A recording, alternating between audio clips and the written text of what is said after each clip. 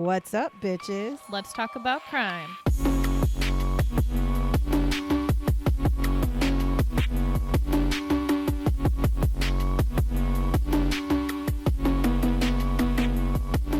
Come here. What's up, bitches? Hello. We be here.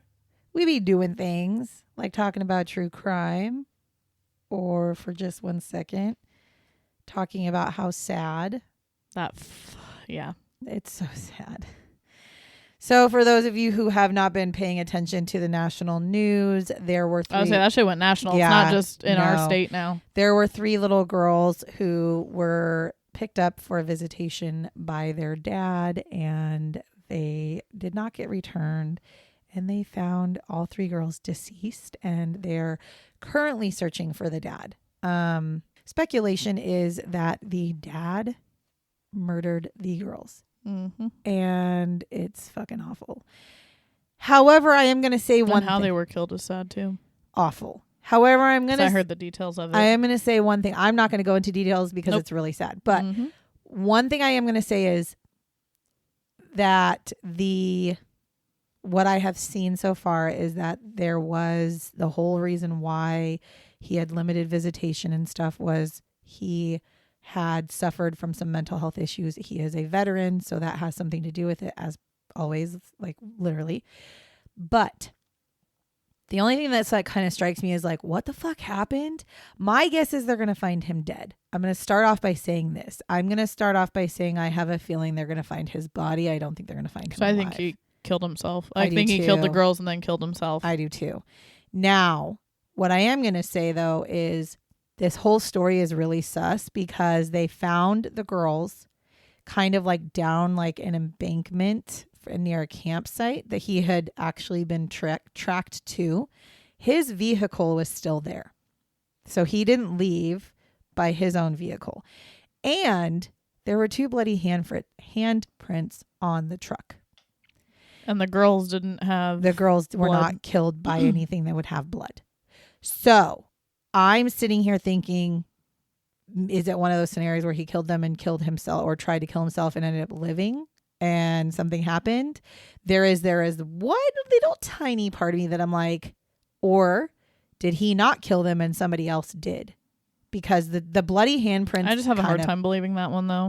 But the bloody handprints throw me for a loop because it's like, there was no blood from the girls. So I'm like, where did the bloody handprints come from? Unless he tried to kill himself. Well, that's what I'm saying. Himself. But that's what I'm saying is, but then why didn't he just lay there and die? Like what, I mean, I don't know. I don't know the scenario, but the thing is he's ex-military. So he might even have some. Well, and they were saying it's going to be hard to find him anyways because he more than likely is in the woods, somewhere in the woods, and friends and family, but also just people in general were saying that he's going to be able to have a good survival instinct. So he'll be able to stay out there for... Not if he fucking shot himself though and is dying. Well, yeah. Like that's why I'm saying the bloody handprints, the blood is weird. The thing about that threw me off. But again, if he tried to commit suicide, right, by gun or something, or knife, or then he I don't know, maybe something he ran off into the blood. woods. I don't know. It's just a really weird scenario. But I know as it sits right now, he is wanted for the murder of those girls. And at the end of the day, all I can say is my heart shatters for that mom. Mm-hmm. Like her, what do you have left to live for? I literally just said this to my son. We were talking about it. And I said, what do you have left to live for? Your whole entire family has been destroyed and taken from you. What do you have left to live for? And I don't know the answer to that because if my family if my children, if I was divorced and my children were murdered, what would I have left to live for? I don't know.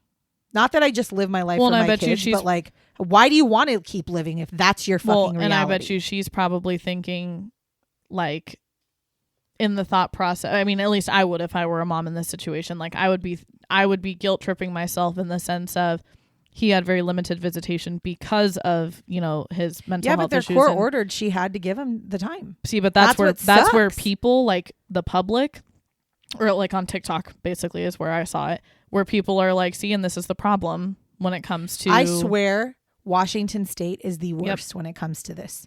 And they were the worst. Because somebody had even made the comment, they were like, if you would have just listened listen Which to the I don't know if victims. these people know them, but they were basically saying like, if you would have just listened, this would have never happened. Absolutely. Because they were basically trying to say like, hey, he's not a fit right. You're not dad, hearing. but you're required to give that visitation. And I don't understand. I will never understand that, because even like, I think it was like 5 years ago, this is a similar, I guess it's not similar, but this is another example of why I don't understand how these judges, where they get the thought process that they do, because there was a woman whose husband was in jail for domestic violence, and he got out of jail, and she went to the courts and said, he was in jail waiting. That was here, right? Yeah. Where we live. He was sitting there waiting like to go to trial and all this stuff, and he wanted to get out on bail, and she went to the court and said, please don't let him out. He scares me. Like, he's a danger to me and my children. She said he'll kill me. And she did. She said he'll kill me. And the judge said, well, you have a restraining order against him. And she said a piece of paper is not going to stop him. And they let him out. I don't know why people think, because they think it's the threat of them going to jail for I'm gonna throw a fucking breaking piece of paper at you. Like, no, it's, oh, if you break the restraining order, you go to jail. But some of those crazy motherfuckers don't care. Well, and it's too late by then. No, exactly. Like, they walk in and kill you or whatever. Like, protection. there's nothing. Yeah.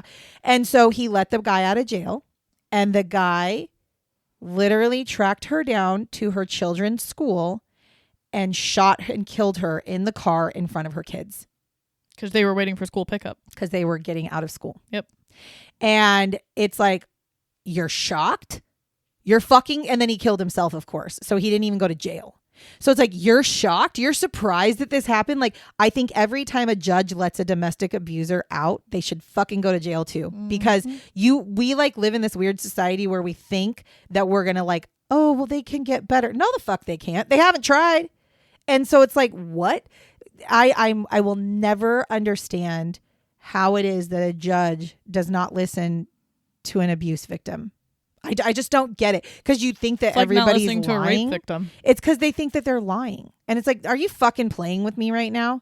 Like, that just doesn't make sense. I just don't understand it. But whatever.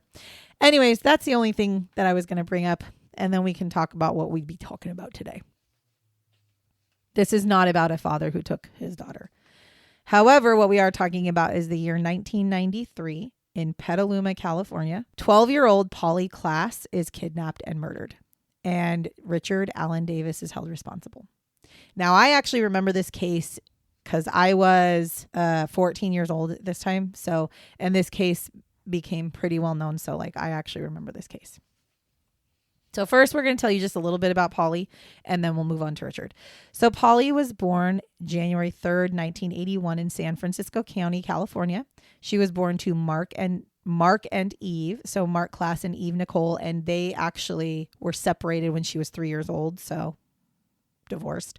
Now, she was described as being bright, pretty, and sassy, as a typical, young 12-year-old could be. She also really excelled in school. She had good grades, and she was productive. She had a really good group of friends, and she was the type of girl who actually made friends rather quickly. So she was just really nice. I read one thing where somebody who went to school with her said, like, she was not afraid to stand up to people who were being mean. Like, she was just one of those, like, overall good girls. She was described by her brother as the most spirited, dramatic person he knew. Which is 12 years old description that my brother would give for me. real. Now, she lived most of the time with her mother in Petaluma, California, and she went to Petaluma Junior High School when this happened. That's all we can tell you, because she died when she was 12. So that's where it has to stop for her, unfortunately. So now we're going to talk about Richard. So Richard Allen Davis was born June 2nd, 1954 to Robert Davis and Evelyn Smith in San Francisco. He was their third of 6 children. He had 2 older brothers and 2 younger sisters, so he's smack dab in the middle. Now, for some time, the family lived with his maternal grandmother until his father moved them to a house in La Honda. Now, both of his parents were violent alcoholics. And there was one time that Richard and his brothers were actually punished for smoking. Like, they got caught smoking. Their mother burned their hands on a hot stove to teach them a lesson. Like, abusive. Damn. Yeah. Now, his father was described as unloving and abusive. And just another example, When Richard was 3 years old, his mother held his hands on a hot stove because he was playing with matches. Okay. Now, I know people are fucking crazy.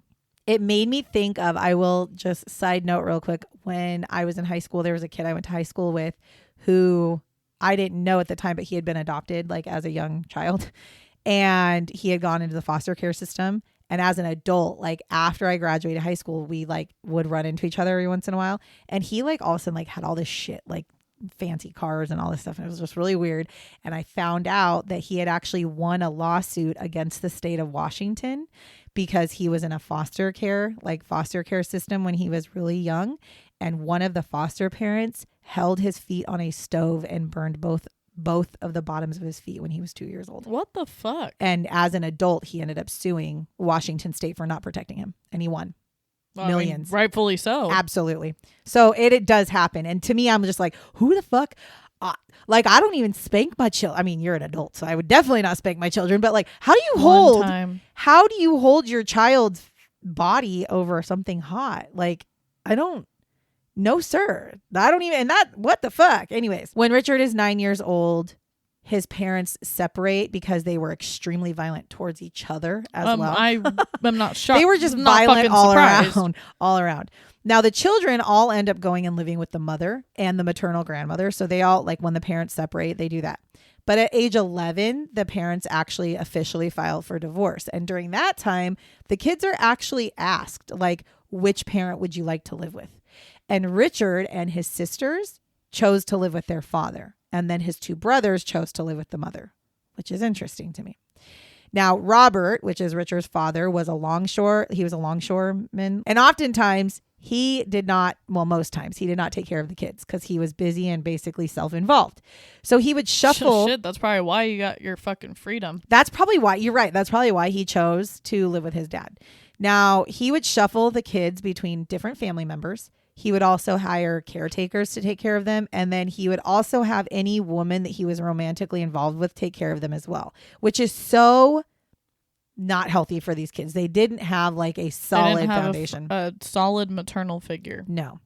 Now, it was also reported that Robert had mental health issues. Also makes sense. Including hallucinations. And at one point, actually multiple occasions, he would see these hallucinations. He would go outside where these hallucinations were occurring, where he thought things were, and he'd shoot at them with like an actual gun. Like that's how fucked his hallucinations were. They were so real.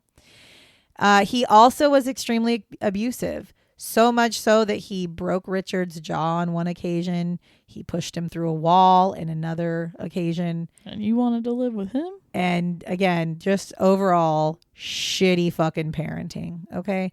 Again, I'm going to reiterate right here. I do not tell the background to tell you the reasons that we should excuse this man's behavior. That is not the point. The point of this is to let you know what his life was like.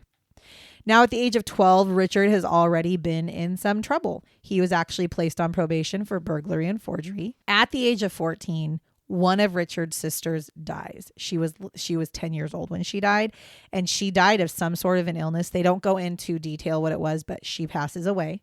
And at the age of 15, he's placed on probation again for burglary. Then Richard decides school is not his thing, and he drops out of school his sophomore year and does not finish.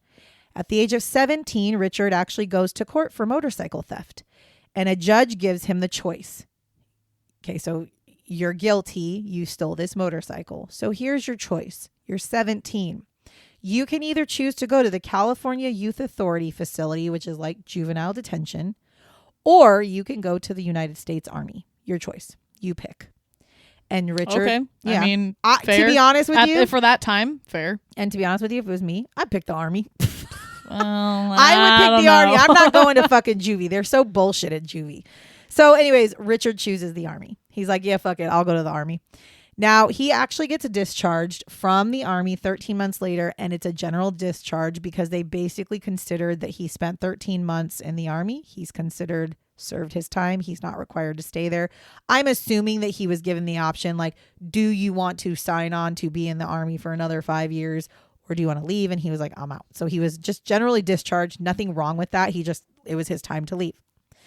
Then on October 12th, 1973, Richard goes to a party at the home of a woman named Marlene Voris. Now, that night, Marlene is found dead by gunshot. Now, there is 7 suicide notes at the scene. 7 different suicide notes.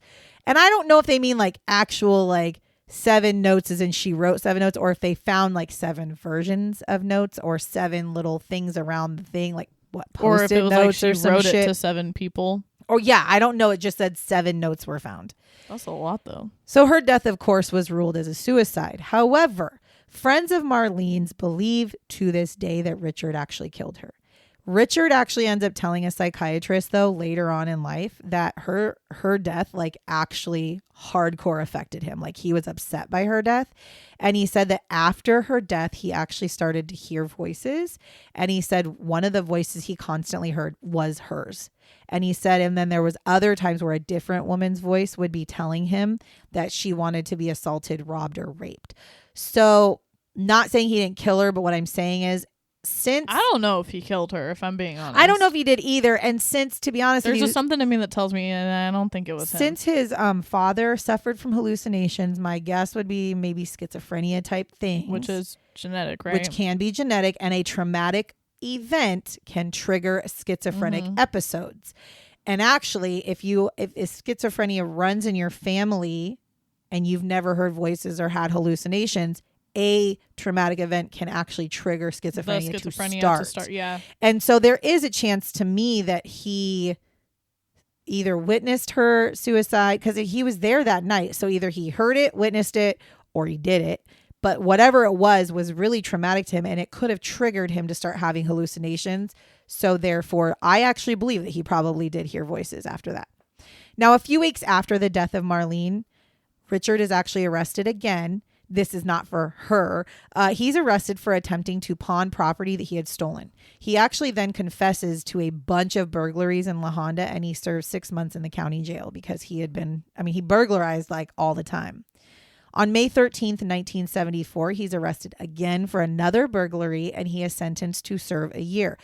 I'm just going to stop here and say, how many chances does he get? Like this is the first time he's been sentenced to a year. He should be sentenced to a hell of a lot more. I feel like your juvie record should stay on your record. Like I know for some cases it's like once you are 18, it gets wiped. I feel like it should stay on there because in a case like him, you can look and be like, oh no, he's been doing this shit since he was a kid and didn't learn his fucking lesson. Yeah, he's not learning his lesson. Like, and then they could have done a harsher fucking That's sentence. literally the point, right? Is to teach you a lesson. You're not learning your lesson. And also, what are you doing? What you want to get technical? If he's going to jail all that many times, what programs are being offered to this man to rehabilitate him to not come out and be a burglar, right? Like, I don't understand. So anyways, in 1976, Richard actually abducts a woman at knife point at a commuter train station near Oakland, California. And then in 1984, he kidnaps a woman at gunpoint from her apartment in Redwood City, and he takes her and forces her to withdraw $6,000 from her bank. Now, he is sentenced to 16 years in prison for both of those crimes. So he gets some hardcore fucking shit.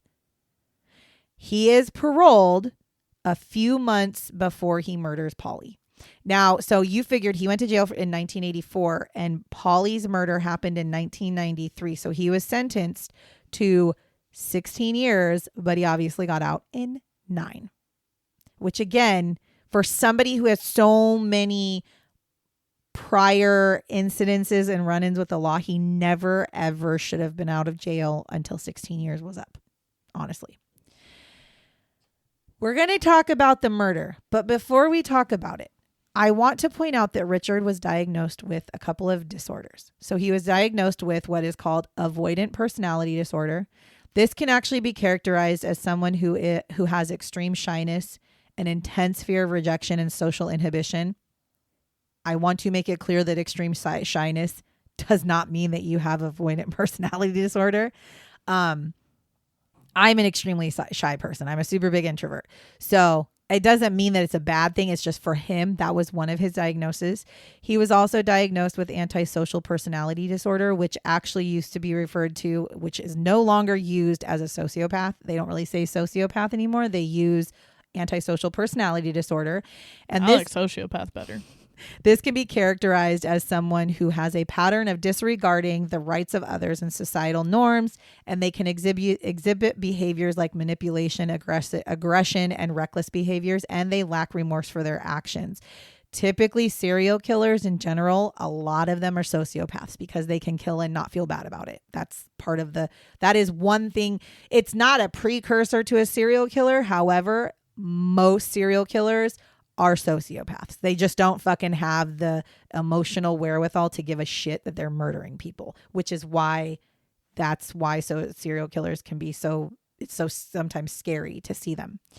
And he was also diagnosed with schizoid personality disorder. This is not to be confused with schizophrenia. I don't remember if it was this podcast or if it was My Fatal Blend, but we had somebody I talked about that had schizoid personality disorder. And I don't understand why they named it schizoid, because it's nothing like schizophrenia at all. Mm-hmm. So what schizoid personality disorder is, it's a consistent pattern of detachment from social relationships and very limited range of emotions, meaning that these people cannot, and will not hold relationships with people because they can't, and they are not able to emotionally express things. If I'm being honest with you, the closest thing that sounds like autism. That's exactly. To this day, since I'm a psychology person, I promise y'all I actually know what I'm talking about. In the DSM-5, when they talk about the autism spectrum, I have never understood why schizoid personality is not under autism. I don't understand that, because it's very much very, very close to an autistic, an autistic person. It's very close to like like just the emotion part alone. Yes. So I don't know why they called it schizoid, because every time you see the word skis anything, you're going to think it's schizophrenia or something like it with hallucinations. People with schizoid personality do not typically have hallucinations or auditory hallucinations. They typically don't have that fear and paranoia that comes along with schizophrenia. It's not the same at all. So for those of you who need to understand, again, he was diagnosed basically as somebody who was not social with anybody, could not hold relationships, and gave zero fucks about what he did to who he did, to what he did to who. So that, just so you know. Now, again, I'm going to reiterate this one more time because I feel like people don't understand. This does not excuse what happened, and this does not excuse any of the things that Richard has done in his life. But what it does is people need to know that someone like him may not be able to actually control his impulses or help himself without proper help. I'm not saying it's impossible. I'm saying proper help is needed, proper intervention, proper therapies, proper medication. Therefore, Richard, in my opinion, should never be allowed out of prison. That's the whole point of this. It's not to excuse what he did. It's to explain to you that this man has 3 mental health disorders that he so far has been diagnosed with, and none of them are being treated properly, probably because he doesn't want to. Therefore, he's a danger to society without the help. He needs to get the help.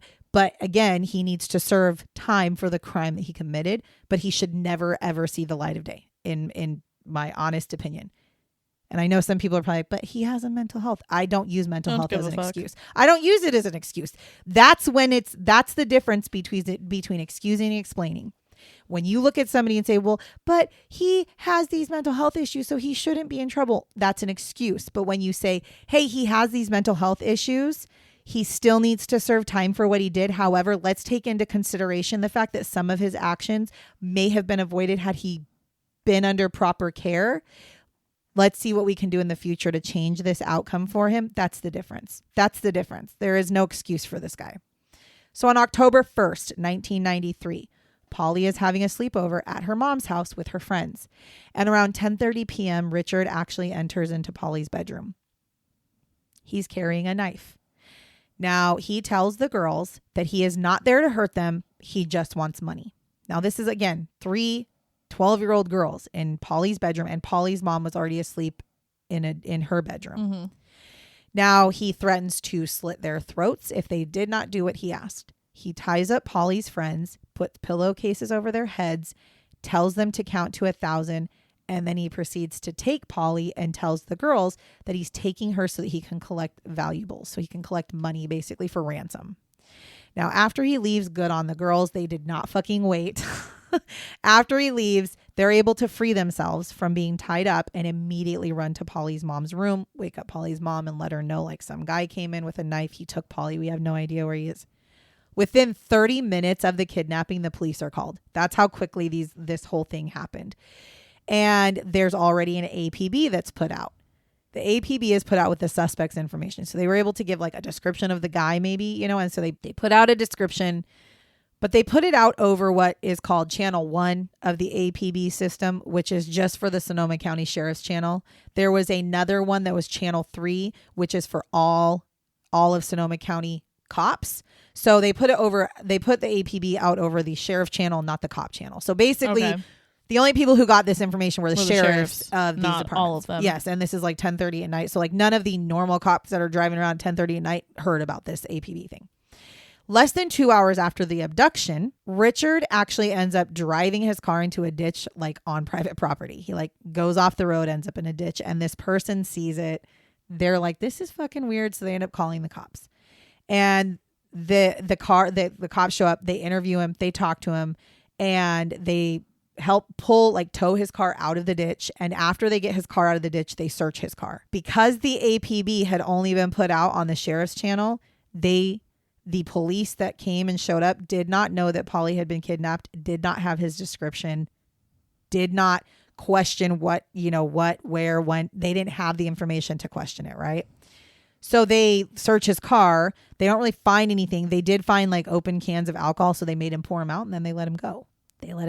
Now, on November 27th, 1993, so this is like over a month later, almost 2 months later, the owner of this property has this, she has this like construction crew that's coming in. They're clearing out this area because she's going to do something to her home. And she finds red children's knitted tights, a sweatshirt, a knotted piece of cloth in her yard. And so she calls the cops because she's like, hold on, this doesn't look right. And why is this here in this like area? Like that doesn't make any sense. And so she calls the police. The police show up. They gather the stuff.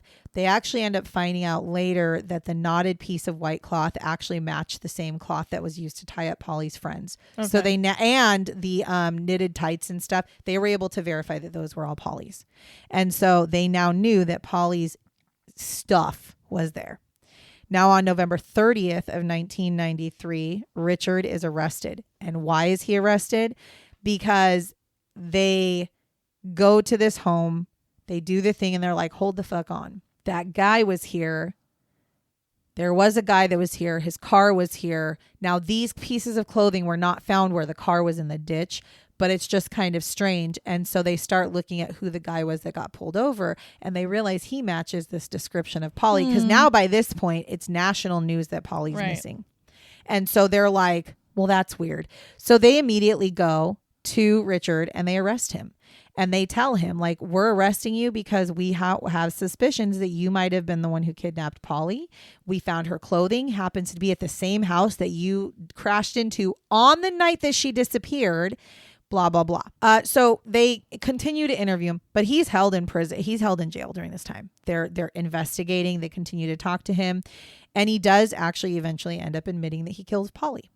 Now, it's not sure, but it is believed, what they believe happened is that he was driving with Polly in the car and that he actually crashed into the ditch. And then he strangles Polly in that moment because he doesn't know what he's going to do. So this is what their thought is.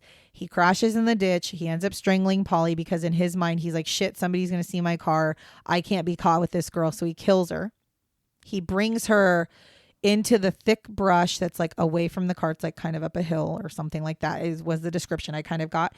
Leaves her body there, comes back down, okay, talks to the police. They tow his car out. He drives off, and then a little bit while later, he goes back to the house, goes and collects her body and leaves. That's what they're thinking happened. Okay. And reportedly, supposedly, one of the police officers who had interviewed him said that it was really strange because he was out of breath. When they got there, he was out of breath. He was sweating profusely, even though it was not hot at all outside. And he had twigs and leaves in his hair. But in the state of California, like they didn't have anything to even remotely hold him on. As a matter of fact, one article said that the police actually tried to push the lady of the private property to push a citizen's arrest on him so they could arrest him. Like they tried to push her to like citizens arrest him so that they could take him into jail for whatever reason made them want to do that. So he overall, like he looked like he had been doing something he shouldn't have been doing anyways. So then on December 5th, 1993, Richard actually leads the police to her remains. And these were hidden under a piece of plywood. Now, police were able to link a palm print that was found in Polly's room to Richard as well, and 2 strands of hair. So they were able to definitively say that they had too much evidence against him. Right. Now, Richard is charged with first-degree murder with 4 special circumstances, which were robbery, burglary, kidnapping, and attempted lewd act on a child. Now, I don't know. I always get confused between robbery and burglary. I know that they're different. Robbery, I think, is when you just like steal something, and burglary is when something Robbery involves force or threat of force against a person, while burglary involves unauthorized entry into a structure with the intent to commit a crime inside, often theft. Okay, so robbery is always a violent crime, while burglary may not necessarily involve direct confrontation with another person. Okay. I almost wonder if part of their robbery burglary stuff is because he used a knife that he got from the kitchen of Polly's home, and I wonder if he left with the fucking knife. Oh, well, it says here's a more detailed breakdown. The very first one, robbery involves a person, burglary involves a structure. Oh, okay. So breaking into the home, that's the structure. That's the structure. Okay. And well, then robbery is the girls. Okay. Or the family, I guess. So they did that. This made him eligible for the death penalty. So he was allowed to be put on death because of the first-degree murder with 4 special circumstances. Because I guess in California at the time, you couldn't get the death penalty just because of first-degree murder. There had to be special circumstances. That's dumb. So in June 1996, Richard is convicted of the murder of Polly Klaas, and at the end of the guilty verdict part of the trial, the guilty verdict, not when he was told what his sentence was, just like, you know, they do guilty verdict and then they later do your sentencing. So at the end, after he was told that he was guilty, Richard actually had the fucking balls to stand up and give the middle finger to Polly's family. I would have just slit your throat right there, sir. No, like I would have fucking literally just cut your fucking nuts. And that should have solidified you going to death, bro. For real. Now, Richard was sentenced to death a little bit later that year. Good. Now, the judge that did the sentencing said, Mr. Davis, this is always a traumatic and emotional decision for a judge. You made it very easy today by your conduct. Because one of the other things that he did, which I wasn't going to say, but I'm just going to kind of say it. One of the things that he kept saying, because he was charged with a lewd act on a child. And one of the things that he actually fucking had the gall to say was, I know I wasn't attempting to do a lewd act on the child because before I strangled Polly, she looked at me and said, please just don't do me like my dad does. Which her dad has never. What the fuck? Her dad had never sexually assaulted her. And he fucking stood there and told everybody that basically tried to say that her dad sexually abused her, which was not true. It was nothing about it was true. And in that moment, by the way, her father tried to fucking jump the I would have too. Which fair enough. Fair the fuck enough. I would have done that with the middle finger too. The I'm saying, what a piece Ninja of star shit. Just right between the fucking eyes. I mean, I would literally hire. I think at that point, I think when he flipped us, if I was part of the family that flipped me off, if he flipped me off after killing my daughter, but he had to wait for his sentencing. I'm not even fucking playing right now. FBI, you can come take me away if you want to. I don't care. Well, you got nothing else left to live I for. would legitimately have hired a fucking hitman to sit in on his sentencing and shoot him in his fucking face the minute that he stood up. That's literally what I would do. Sniper his ass. I don't give a fuck because you don't deserve to live. You are just genuinely a piece of shit. So whatever. This one, he irritates me so much. So anyways, so that happens. So he goes to jail. He gets sentenced to death. Well, July of 2006, Richard is actually found unconscious in his cell from an opiate overdose. They fucking revived him. I know that sounds so mean, but fuck you. I would have let your ass die. Like, I would have been like, oh, darn, we got here anyways. too late. I'm saying, like, I would have literally stood there as a corrections officer and been like, oh no, he's overdosing. Like, I just wouldn't care. I don't know how these people care. This is why I can't ever do a job like that, because I could not. Now, June 1st of 2009, Richard appeals his death sentence. And what he argues is that his confession was inadmissible because it was given without an attorney present, which is so fucking bullshit. Unless he asked for an attorney during his interviews, which I don't think he did. I don't think he ever asked for an attorney. And so now he's coming back on, well, I didn't have an attorney present, blah, blah, blah. Don't you get one appointed to you? No, like when he admitted to it, he was just, they were interviewing and questioning him. Well, that's your fault, buddy. And do you want to know something? This is the shit that just bugs me. They actually have like footage. They read you your Miranda rights. They have footage of his of him sitting in the police station being interviewed when he actually admits to killing her. He had already been in jail. He's already been in jail. And the reason they arrested him was because of the fact that he had kidnapped 2 people prior, and he was like, I'm almost wondering if he was on parole because he got out early. But regardless, he literally, like, they had reason to keep him in jail. They bring him into the interview room and he's wearing like the orange jumpsuit. They give him fucking like a soda and his favorite pack of cigarettes. And he's sitting there smoking the cigarettes, drinking his drink, just chilling. And the detective looks at him and says, "Is Polly alive?" And he says, "No, she's not." That's how he fucking admits it. So like they gave him all this fucking special shit so that he would tell the truth, I guess. But I mean, at least it came out. I'm not going to lie, because they probably wouldn't have found her. So I'm thankful for that. But it's like when you watch it, he's just cold fucking hearted. Well, no, he's not cold hearted. He is a sociopath or has anti-personality disorder. So yeah, so he appeals. Now the California Supreme Court was like, no, bro. Denied. Now, Richard is currently serving his sentence in San Quentin. So he's in San Quentin prison. Hey. Now, the death penalty is currently on a moratorium that was put on by Governor Gavin Newsom like in 2019. You've got his fingerprints, his strands of hair, which would be DNA evidence that proves he did it. So yeah, why would we stop? So I don't think there should be a moratorium. What I think it should be is I think they should allow the death penalty if that's what they want to do. But maybe you need to have like solid ass DNA like evidence to be able to actually put somebody to death. Maybe that's what they need to do. You should have went and talked to him when we were in San Francisco. So as it sits right now, he is still living and breathing in San Quentin. Put him on Alcatraz. Now, Polly's murder actually did a few things. It helped the California lawmakers push for what is called California's 3 strikes law to be enacted. So what this is it was a law that was signed on March 8th, 1994. Now, under this law in the state of California, if you are a convicted felon who has been convicted of 2 or more separate crimes, you are subject to a life sentence. It doesn't have to be the same crime over and over. What it is if you are already a convicted felon and you basically, the third time that you do something that's a felony of some sort, you actually can get life in prison. That's what the 3 strikes rule is. Now, in Washington state, we also have a 3 strikes rule, I think.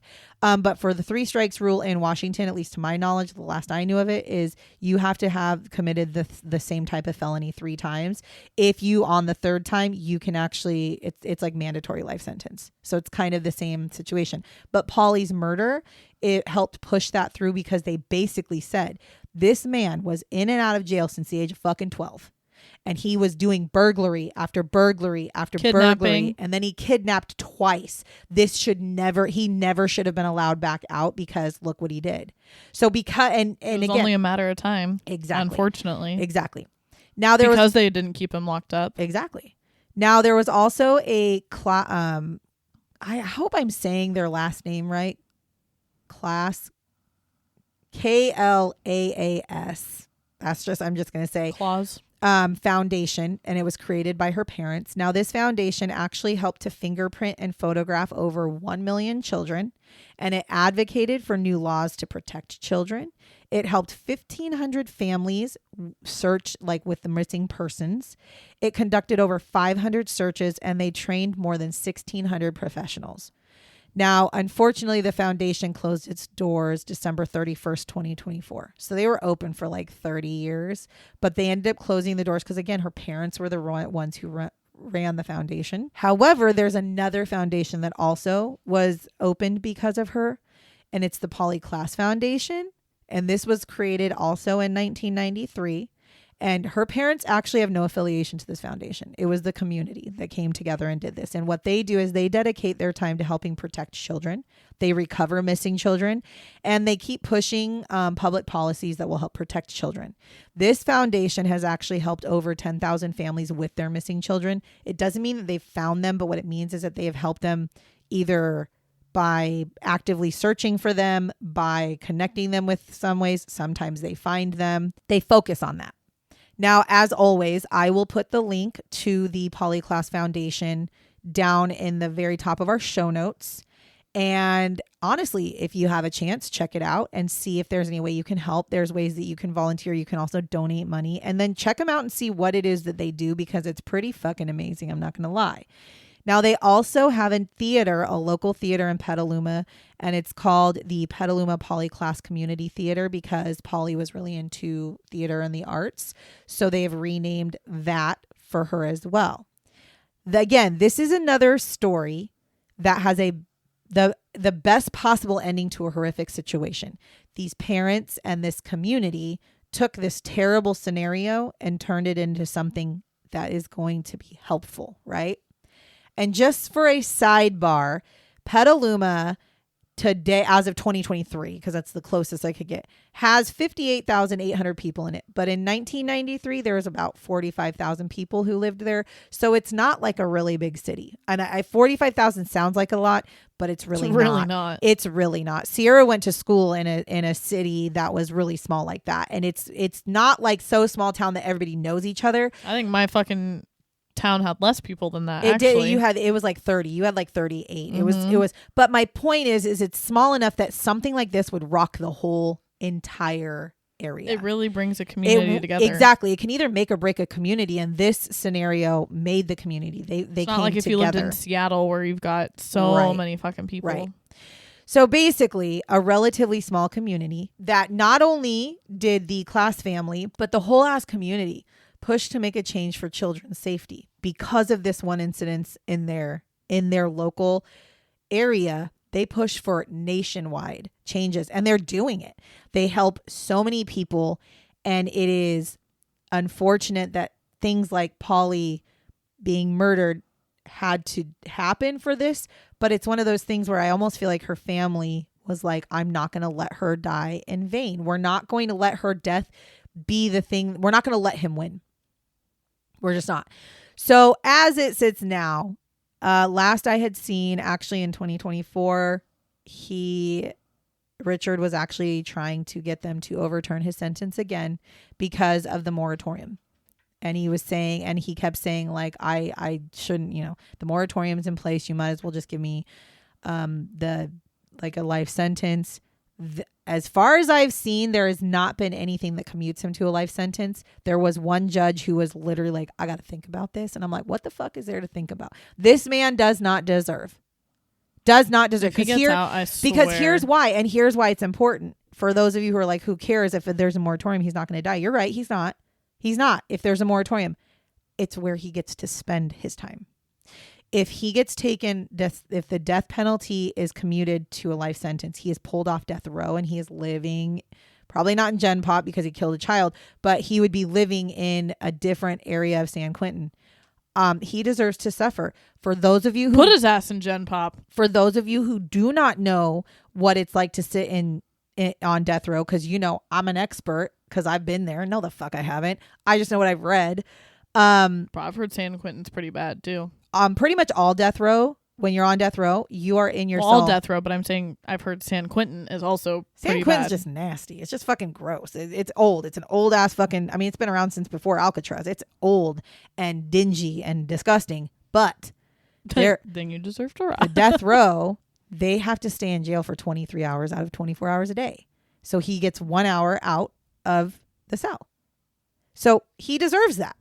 So, but if he gets it overturned to a life sentence, he gets taken out of death row and he gets put into a different population where he won't be in lockdown 23 out of 24 hours a day. And I don't think he deserves that. So I think he should stay on death row, and that's just where he serves his sentence. And if they take death row away from California completely, then there's a chance he gets commuted to life anyways. Although there's a few countries, there are a few states who have done that, who have pulled death row. However, sometimes their stipulation is death row doesn't exist after this date. So anybody who is guilty or has a death row sentence prior to that still can be put to death. They just won't hand out death penalties after a certain date. I don't know what's going to happen. All I know is that this particular person does not deserve mercy. Why? Because he went to jail so many times his entire life. Yes, he suffers from mental health issues, but I don't care. He flipped off the family of the family of the girl he murdered, and then tried to make it seem like the father sexually abused her. He taunted them at the time. He didn't give a shit. You could completely see it when he did his interview. He doesn't care. And therefore, people like him do not deserve to ever see the light of day, which is why he deserves to be on death row, because he only gets to go out of his cell for 1 hour a day. And that's what he deserves until he dies, personally. My thoughts. So anyways, so that's the story of Richard Davis, the piece of shit man who kidnapped and murdered a 12-year-old girl in California. So if you like the things that you're hearing, and if you like the crime bitches, please make sure you are following us as usual. Follow us on the socials, click the follow so you can continue to get updates of when we are releasing episodes, which is of course every Tuesday. And other than that, I guess this is the time where I'm going to say thank you so much for listening to us talk about the shitty individual, Richard Davis, and his asshole self. And catch you on the flip side, bitches. Bye, bitches.